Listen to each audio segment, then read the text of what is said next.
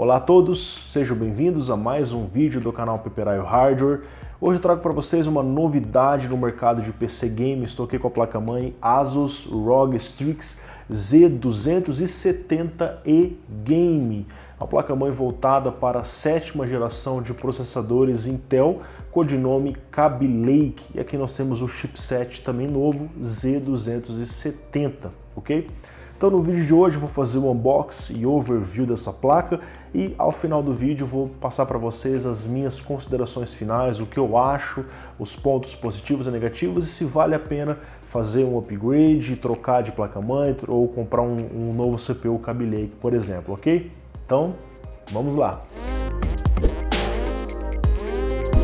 Após tanto hype, eis que surge finalmente a 7ª geração de processadores Intel, codinome Kaby Lake, que é visivelmente um refresh do Skylake com pequenos ajustes, e junto com esses processadores as fabricantes trouxeram ao mercado uma nova linha de placas-mãe, inaugurando o chipset Z270, que igualmente possui algumas poucas diferenças em relação ao Z170, como por exemplo, uma maior quantidade de linhas PCI Express, que comumente serão destinadas a conexões de alta velocidade, como USB 3.1.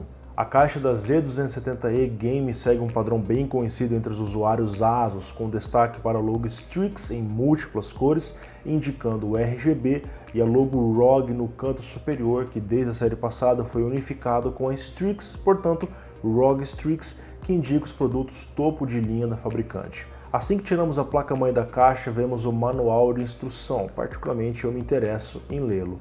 Vemos também parte da documentação, o DVD de drivers, que nesse momento não há problemas em usá-los, afinal a placa é um lançamento, além de alguns mimos da ROG, como um porta-copos, é a primeira vez que eu vejo um desse, adesivos Strix e rótulos para cabos. Em 2 compartimentos vemos os acessórios, sendo eles a ferramenta para instalação de CPU, parafusos para M2, uma ponte SLI High Bandwidth de 2 vias, o adaptador Wi-Fi Dual Band 802.11a, o espelho traseiro com as conexões bem identificadas e com o recurso que impede cortes na mão nas suas bordas, 4 cabos SATA 6 GB, cabo de extensão RGB de 80 cm e os acessórios para impressão em 3D, que é uma novidade nessa placa. Apesar de não ser o mais importante, certamente o visual da placa conta na hora de escolher entre uma ou outra. E de fato, a Asus caprichou no visual dessa. O PCB tem linhas brancas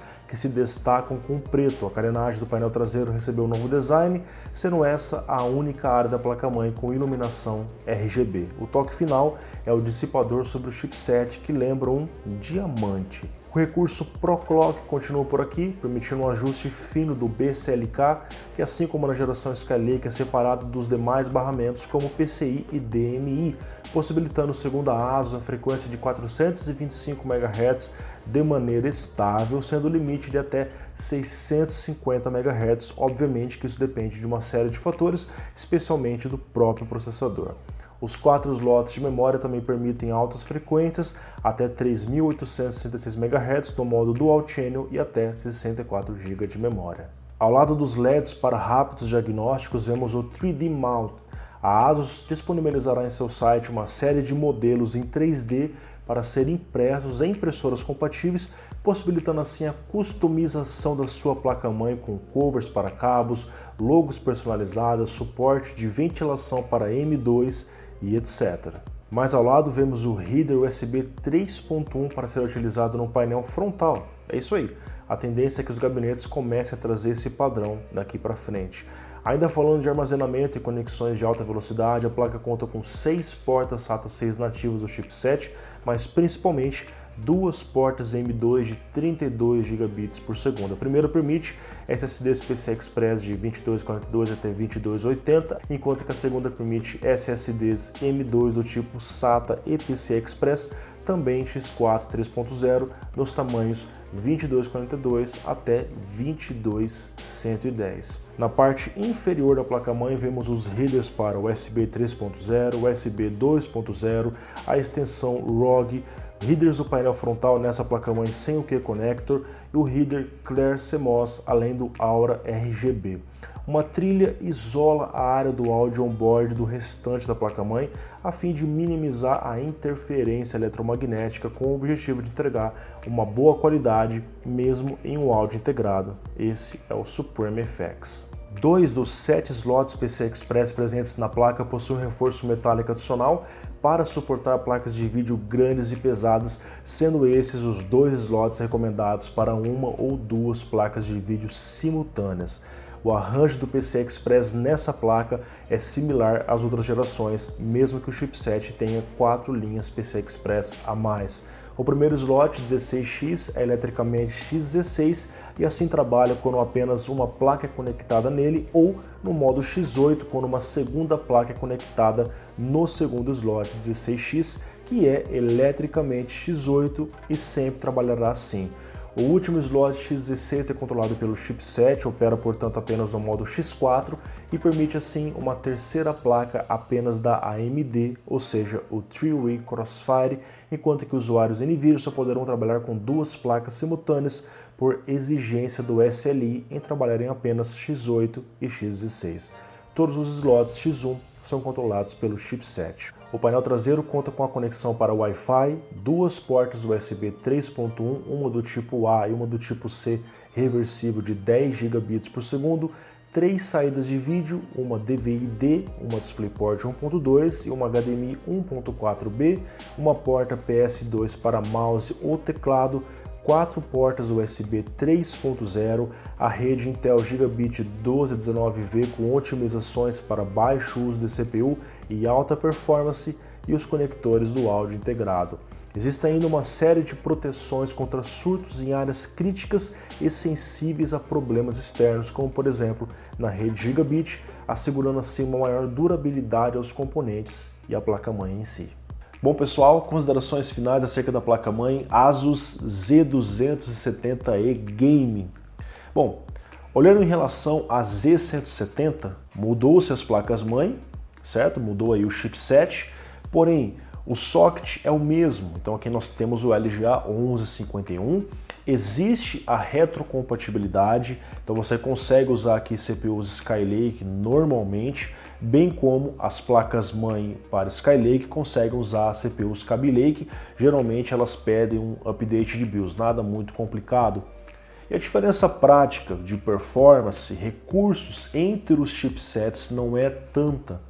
Então eu diria para você que usa uma placa-mãe Skylake, seja uma Z170, uma H170, se você pretende comprar um CPU Kaby Lake, por exemplo, aí o i3, o i5, o i7, eu não vejo necessidade de trocar de placa-mãe.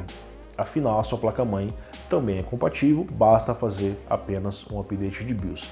Agora, se você não tem nenhuma placa-mãe ou você tem uma placa-mãe mais antiga e você quer comprar algo da nova geração, aí você pode comprar, caso você queira, uma placa-mãe Z270 ou H270 ou a Z170. De repente, com a chegada dessas novas placas, as placas que já estão no mercado vão entrar em promoção. Talvez, quem sabe? Eu ainda não testei nenhum CPU Kaby Lake em relação aos CPUs Skylake, e certamente isso é algo que vocês vão me perguntar: Lucas, vale a pena comprar um Kaby Lake se eu já tenho um Skylake? Quando nós falamos de CPUs da mesma geração, por exemplo, i5, i5, i7, i7, certo? Bom, existem testes vazados que mostram que a diferença de performance entre um i7 6700K e um i7 7700K Kaby Lake é muito pequena.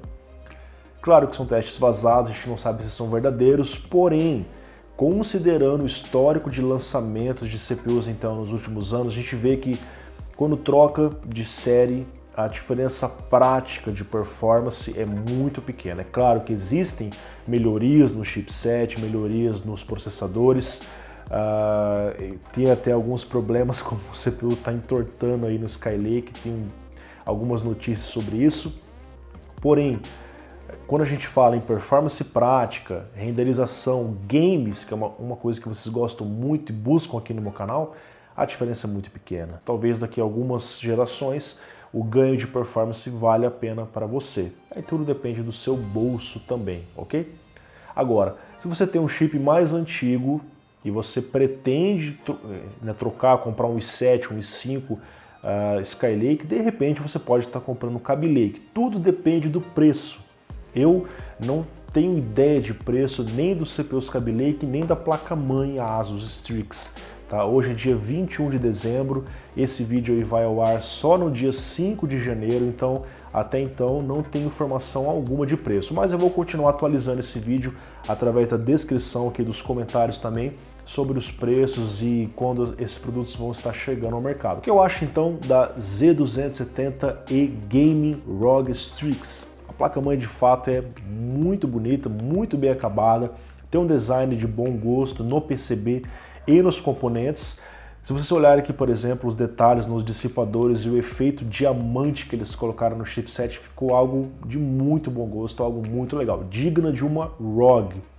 Porém, eu senti falta de algumas coisas, por exemplo, o USB BIOS Flashback, que é um recurso que ajuda bastante aí quando você precisa recuperar a sua BIOS.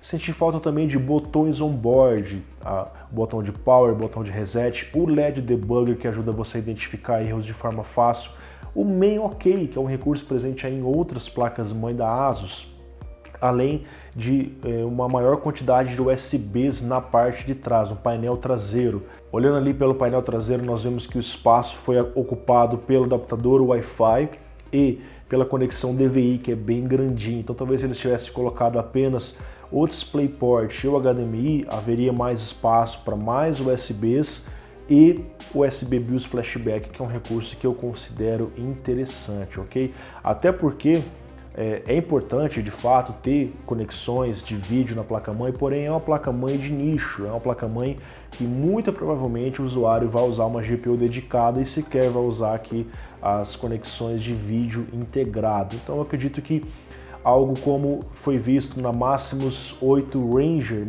apenas DisplayPort, apenas HDMI já seria suficiente na minha opinião. Mas a placa-mãe é sim muito bacana, agora resta nos saber o preço dessa belezinha.